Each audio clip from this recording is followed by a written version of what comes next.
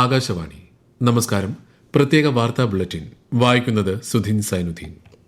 സ്വതന്ത്ര വ്യാപാര കരാറുമായി ബന്ധപ്പെട്ട ചർച്ചകൾ ഇന്ത്യയും ന്യൂസിലൻഡും വിജയകരമായി പൂർത്തിയാക്കി. പ്രധാനമന്ത്രി നരേന്ദ്രമോദിയും ന്യൂസിലൻഡ് പ്രധാനമന്ത്രി ക്രിസ്റ്റഫർ ലെക്സണും ഇന്ന് നടത്തിയ ടെലിഫോൺ സംഭാഷണത്തിന് ശേഷമായിരുന്നു പ്രഖ്യാപനം. കരാർ രാജ്യത്തെ കയറ്റുമതി മേഖലയ്ക്ക് സഹായകരമാകുമെന്നും അദ്ദേഹം അഭിപ്രായപ്പെട്ടു. 5 തവണ നടത്തിയ ഔപചാരിക ചർച്ചകൾക്കൊടുവിലാണ് കരാർ പൂർത്തിയായത്. This FTA provides opportunities for all sections of our export community, opens up new doors for new exporters with new products wishing to diversify their export basket, and at the same time helps every region of the country, north, south, east, west, northeast, in different areas. India New Zealand സ്വതന്ത്ര വ്യാപാര കരാർ ഉഭയകക്ഷി വ്യാപാരം അടുത്ത 5 വർഷം ഇരട്ടിയാക്കുന്നതിന് സഹായകരമാകുമെന്ന് പ്രധാനമന്ത്രി നരേന്ദ്രമോദി. ഇരു രാജ്യങ്ങളും തമ്മിലുള്ള സഹകരണം പുതിയ തലങ്ങളിലേക്ക് ഉയർത്തുന്നതിന് കരാർ വഴിയൊരുക്കുമെന്ന് അദ്ദേഹം സമൂഹമാധ്യമത്തിൽ കുറിച്ചു. വിവിധ മേഖലകളിൽ ന്യൂസിലൻഡിൽ നിന്നുള്ള $20 ബില്യൺ നിക്ഷേപം സ്വാഗതം ചെയ്യുന്നതായും പ്രധാനമന്ത്രി പറഞ്ഞു. ഇരു രാജ്യങ്ങളും തമ്മിലുള്ള നയതന്ത്ര ബന്ധത്തിലെ നിർണായക വഴിത്തിരിവാണ് കരാറെന്ന് കേന്ദ്രമന്ത്രിമാരായ അമിത്ഷാ, രാജ്നാഥ് സിംഗ് എന്നിവർ അഭിപ്രായപ്പെട്ടു. ദേശീയ തലസ്ഥാന മേഖല NCRൽ ഖനനം അനുവദനീയമല്ലെന്ന് കേന്ദ്ര പരിസ്ഥിതി മന്ത്രി ഭൂപേന്ദർ യാദവ്. അരാവല്ലി മേഖലയുടെ വികസനത്തിന് സർക്കാർ പ്രതിജ്ഞാബദ്ധമാണെന്നും അദ്ദേഹം മാധ്യമങ്ങളോട് പറഞ്ഞു. അരാവല്ലി മലനിരകളുടെ പരിസ്ഥിതിക്ക് അടിയന്തര ഭീഷണി നേരിടുന്നതായുള്ള വാർത്തകൾ വസ്തുതാവിരുദ്ധമാണെന്ന് കേന്ദ്രമന്ത്രി നേരത്തെ വ്യക്തമാക്കിയിരുന്നു. പ്രധാനമന്ത്രി നരേന്ദ്രമോദി ആകാശവാണിയിലൂടെ ജനങ്ങളുമായി ആശയങ്ങൾ പങ്കുവയ്ക്കുന്ന പ്രതിമാസ പ്രഭാഷണ പരിപാടി മൻ കി ബാത് ഈ മാസം 28 രാവിലെ 11 മണിക്ക്. പരിപാടിയുടെ 129ാം പതിപ്പാണിത്. മൻ കി ബാത്തിലേക്കുള്ള ആശയങ്ങളും അഭിപ്രായങ്ങളും മൈ ജിഒവി, നമോ ആപ്പ് എന്നിവയിലൂടെയോ 18011780 എന്ന ടോൾ ഫ്രീ നമ്പറിലോ ഈ മാസം 26 വരെ അറിയിക്കാം. പരീക്ഷാ സമ്മർദ്ദം കുറയ്ക്കുന്നതിന് പ്രധാനമന്ത്രി നരേന്ദ്രമോദി വിദ്യാർത്ഥികളും അധ്യാപകരുമായി സംവദിക്കുന്ന പരീക്ഷാ പേ ചർച്ച പരിപാടിയുടെ 9ാം പതിപ്പിന് മുന്നോടിയായുള്ള ഓൺലൈൻ പ്രശ്നോത്തരി പുരോഗമിക്കുന്നു. 6 മുതൽ 12 വരെ ക്ലാസുകളിലെ വിദ്യാർത്ഥികൾക്കും അധ്യാപകർക്കും രക്ഷിതാക്കൾക്കും മൈ ജിഒവി പോർട്ടലിലൂടെ ജനുവരി 11 വരെ മത്സരത്തിൽ പങ്കെടുക്കാം. 2026 ജനുവരിയിൽ നടക്കാനിരിക്കുന്ന പരീക്ഷാ പേ ചർച്ചയിൽ ഇന്ത്യയിലും വിദേശത്തുമുള്ള വിദ്യാർത്ഥികൾ, രക്ഷിതാക്കൾ, അധ്യാപകർ എന്നിവർ പ്രധാനമന്ത്രിയുമായി സംവദിക്കും. സംസ്ഥാനത്ത് നിയമസഭാ തെരഞ്ഞെടുപ്പിന് മുന്നോടിയായി തീവ്ര വോട്ടർ പട്ടിക പരിഷ്കരണത്തിന്റെ ഭാഗമായുള്ള കരട് വോട്ടർ പട്ടിക നാളെ പ്രസിദ്ധീകരിക്കും. പട്ടികയിന്മേലുള്ള പരാതികൾ ജനുവരി 22 വരെ voters.eci.gov.in എന്ന പോർട്ടലിൽ സമർപ്പിക്കാം. സഹായത്തിനായി 1950 എന്ന നമ്പരും തെരഞ്ഞെടുപ്പ് കമ്മീഷന്റെ വെബ്സൈറ്റും ഉപയോഗപ്പെടുത്താവുന്നതാണ്. അന്തിമ വോട്ടർ പട്ടിക ഫെബ്രുവരി 21 പ്രസിദ്ധീകരിക്കും. വോട്ടർ പട്ടികയുടെ കൃത്യത ഉറപ്പാക്കാൻ എല്ലാ സമ്മതിദായകരും ഈ അവസരം ഉപയോഗപ്പെടുത്തണമെന്ന് മുഖ്യ തെരഞ്ഞെടുപ്പ് ഓഫീസർ രത്തൻ യു ഖേൽക്കർ അറിയിച്ചു. ഉത്സവകാലത്ത് ഫലപ്രദമായ വിപണി ഇടപെടൽ സാധ്യമാകുമെന്ന് മന്ത്രി GR അനിൽ. സപ്ലൈകോയുടെ ക്രിസ്മസ് പുതുവത്സര ഫെയറിന്റെ സംസ്ഥാനതല ഉദ്ഘാടനം തിരുവനന്തപുരത്ത് നിർവഹിക്കുകയായിരുന്നു അദ്ദേഹം. തിരുവനന്തപുരം, കൊല്ലം, പത്തനംതിട്ട, കോട്ടയം, എറണാകുളം, തൃശൂർ എന്നിവിടങ്ങളിലാണ് ഫെയറുകൾ നടത്തുന്നത്. ഇതോടൊപ്പം എല്ലാ താലൂക്കുകളിലും സപ്ലൈകോയുടെ പ്രധാന വിൽപ്പനശാലയിൽ പ്രത്യേക ഫെയർ ഉണ്ടാകും. ഫെയറുകൾ ഈ മാസം 31 സമാപിക്കും. പൊതുവിതരണ കേന്ദ്രങ്ങളിലൂടെ വെള്ള, നീല റേഷൻ കാർഡ് ഉടമകൾക്ക് ജനുവരി മുതൽ സ്പെഷ്യൽ അരി ലഭിക്കുമെന്ന് മന്ത്രി GR അനിൽ. 2 കിലോ വീതം ആട്ട 17 രൂപ നിരക്കിൽ വിതരണം ചെയ്യും. 6459 മെട്രിക് ടൺ ഗോതമ്പ് കേന്ദ്രം അനുവദിച്ചതിനെ തുടർന്നാണിത്. അർഹരായ കുടുംബങ്ങൾക്ക് മുൻഗണനാ കാർഡുകൾ ലഭ്യമാക്കുന്നതിനായി അപേക്ഷ സമർപ്പിക്കാനുള്ള കാലാവധി ഈ മാസം 31 വരെ നീട്ടിയിട്ടുണ്ടെന്നും മന്ത്രി പറഞ്ഞു. ശബരിമല സന്നിധാനത്തേക്കുള്ള തങ്ക അങ്കി രഥഘോഷയാത്ര നാളെ രാവിലെ 7 ആറന്മുള പാർത്ഥസാരഥി ക്ഷേത്രത്തിൽ നിന്നും യാത്ര തിരിക്കും. തങ്ക അങ്കി ഘോഷയാത്രയ്ക്കുള്ള അവസാനഘട്ട ഒരുക്കങ്ങളിലാണ് ആറന്മുളയും പരിസര പ്രദേശങ്ങളും. കൂടുതൽ വിവരങ്ങളുമായി ആകാശവാണി പത്തനംതിട്ട ജില്ലാ പ്രതിനിധി ശ്രീജി എസ് ശ്രീധർ. നാളെ രാവിലെ 5 മുതൽ 7 വരെ ആറന്മുള പാർത്ഥസാരഥി ക്ഷേത്രത്തിലെ കൊടിമരച്ചുവട്ടിൽ പ്രത്യേകമൊരുക്കിയ സ്ഥലത്ത് തങ്കയങ്കി ദർശനം ഭക്തർക്ക് ലഭ്യമാകും. രാവിലെ 7 തങ്കയങ്കിയും വഹിച്ചുകൊണ്ടുള്ള രഥഘോഷയാത്ര സന്നിധാനത്തേക്ക് തിരിക്കുക. സായുധ പോലീസ്, ഫയർഫോഴ്സ്, റവന്യൂ, ആരോഗ്യം ഉൾപ്പെടെയുള്ള വിവിധ വകുപ്പുകളുടെയും ഭക്തജനങ്ങളുടെയും സംരക്ഷണയിലാണ് തങ്കയങ്കി ഘോഷയാത്ര സന്നിധാനത്തേക്ക് തിരിക്കുക. ഘോഷയാത്ര 26 വൈകിട്ട് സന്നിധാനത്തെത്തും. വൈകിട്ട് 6:30 സന്നിധാനത്ത് ദീപാരാധനയും നടക്കും.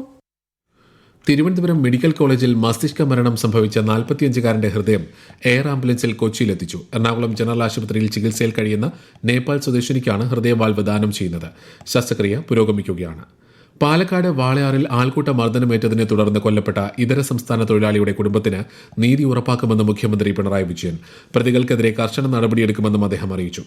അതേസമയം മന്ത്രി കെ രാജനുമായി നടത്തിയ ചർച്ചയെ തുടർന്ന് മൃതദേഹം ഏറ്റെടുക്കാൻ കുടുംബാംഗങ്ങൾ സമ്മതിച്ചു. ആൾക്കൂട്ട മർദ്ദന കേസിൽ 5 പേർ റിമാൻഡിലാണ്.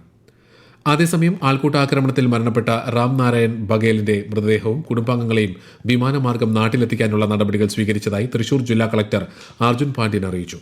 മൃതദേഹം നാളെ രാവിലെ കൊച്ചിയിൽ നിന്ന് വിമാനത്തിൽ റായ്പൂരിലെത്തിക്കും. റായ്പൂരിൽ നിന്ന് ഛത്തീസ്ഗഡിലെ ഗ്രാമത്തിലേക്ക് എത്തിക്കാനുള്ള ആംബുലൻസ് സൌകര്യവും ഒരുക്കിയിട്ടുണ്ട്. ഈ വാർത്തകൾ ആകാശവാണിയിൽ നിന്ന്.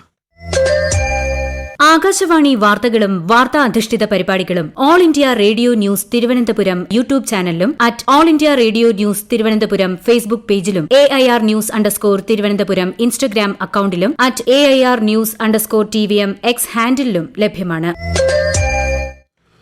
പൊതുജനങ്ങൾക്ക് യാത്രക്കിടെ ശുചിമുറികൾ കണ്ടെത്താൻ സഹായകമാകുന്ന ക്ലൂ മൊബൈൽ ആപ്ലിക്കേഷൻ സംസ്ഥാനത്ത് നാളെ പുറത്തിറക്കും. ക്ലൂ സംവിധാനത്തിന്റെ ഉദ്ഘാടനം മന്ത്രി MP രാജേഷ് തിരുവനന്തപുരത്ത് നിർവഹിക്കും. തദ്ദേശ സ്വയംഭരണ വകുപ്പിന്റെ മാലിന്യമുക്തം നവകേരളം പദ്ധതിയുടെ ഭാഗമായി ശുചിത്വ മിഷനാണ് ക്ലൂ ആപ്പ് സജ്ജമാക്കിയത്. PV അൻവർ, CK ജാനു എന്നിവരെ UDFന്റെ അസോസിയേറ്റ് അംഗങ്ങളാക്കാൻ ഏകോപന സമിതി യോഗം തീരുമാനിച്ചതായി പ്രതിപക്ഷ നേതാവ് VD സതീശൻ. UDFിലേക്ക് ചേരാൻ ഇവർ സന്നദ്ധത അറിയിക്കുകയായിരുന്നുവെന്ന് അദ്ദേഹം എറണാകുളത്ത് വാർത്താ സമ്മേളനത്തിൽ അറിയിച്ചു. നിയമസഭാ തെരഞ്ഞെടുപ്പിലെ സ്ഥാനാർത്ഥികളെ ജനുവരിയോടെ പ്രഖ്യാപിക്കുമെന്നും പ്രതിപക്ഷ നേതാവ് പറഞ്ഞു. BJP സംസ്ഥാന നേതൃയോഗം കണ്ണൂരിൽ ചേർന്നു. സംസ്ഥാന അധ്യക്ഷൻ രാജീവ് ചന്ദ്രശേഖറിന്റെ അധ്യക്ഷതയിലായിരുന്നു യോഗം. തദ്ദേശ തെരഞ്ഞെടുപ്പ് അവലോകനവും നിയമസഭാ തെരഞ്ഞെടുപ്പ് മുന്നൊരുക്കങ്ങളും തിരുവനന്തപുരം കോർപ്പറേഷൻ മേയർ സ്ഥാനവും ചർച്ച ചെയ്തതായി റിപ്പോർട്ടുണ്ട്. പ്രകൃതി ഭംഗിയാൽ വിനോദസഞ്ചാരികളെ ആകർഷിക്കുകയാണ് ഇടുക്കിയിലെ വാഗമണ്ണം പരിസരവും. എന്നാൽ ക്രിസ്മസ് പുതുവത്സര ആഘോഷങ്ങൾക്കായി മേഖലയിലേക്ക് വലിയ തോതിൽ ലഹരി മരുന്നെത്താൻ സാധ്യതയുണ്ടെന്ന റിപ്പോർട്ടുകൾ ആശങ്കയുണർത്തുന്നു. വിശദാംശങ്ങളുമായി ആകാശവാണി ഇടുക്കി ജില്ലാ പ്രതിനിധി രതീഷ് കൃഷ്ണ.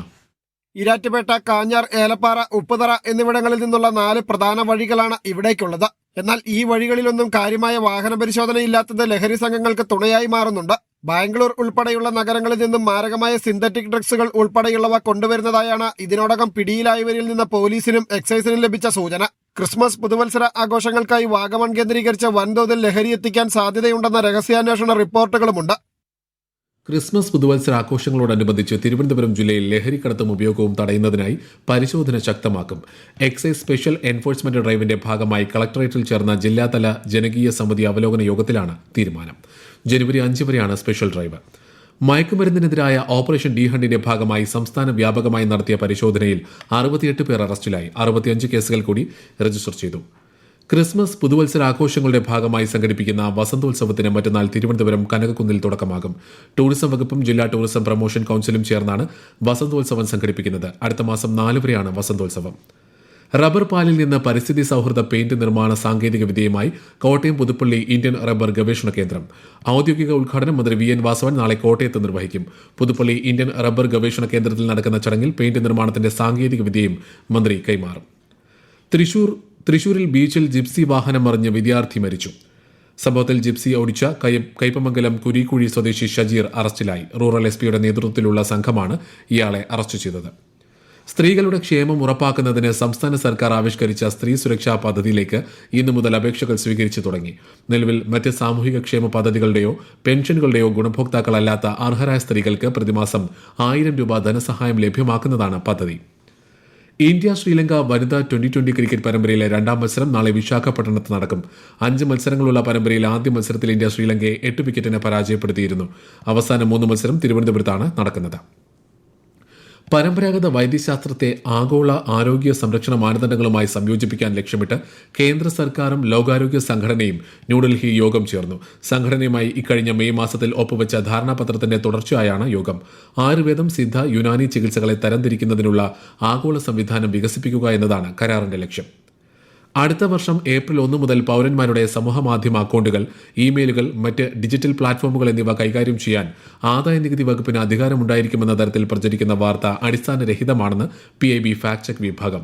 നികുതി വെട്ടിപ്പ് പോലുള്ള ഗുരുതര പ്രശ്നങ്ങളിൽ ശക്തമായ തെളിവ് ലഭ്യമായാൽ മാത്രമേ ആദായനികുതി വകുപ്പിന് ഇത്തരത്തിൽ അധികാരം പ്രയോഗിക്കാനാകൂ എന്നും അധികൃതർ അറിയിച്ചു. പതിവ് പരിശോധനകൾക്കോ സാധാരണ നികുതി റിട്ടേൺ നടപടിക്രമങ്ങളിലോ ഈ അധികാരങ്ങൾ ഉപയോഗിക്കാൻ കഴിയില്ലെന്നും PIB വ്യക്തമാക്കി. പ്രതിരോധ ആഭ്യന്തര സുരക്ഷാ മേഖലകളിലെ ഗവേഷണം, വിദ്യാഭ്യാസം, പരിശീലനം, സാങ്കേതിക പിന്തുണ എന്നിവയിൽ സഹകരണം വർദ്ധിപ്പിക്കുന്നതിന് പ്രതിരോധ ഗവേഷണ വികസന സംഘടനയും രാഷ്ട്രീയ രക്ഷാ സർവകലാശാലയും കരാറിൽ ഒപ്പുവെച്ചു.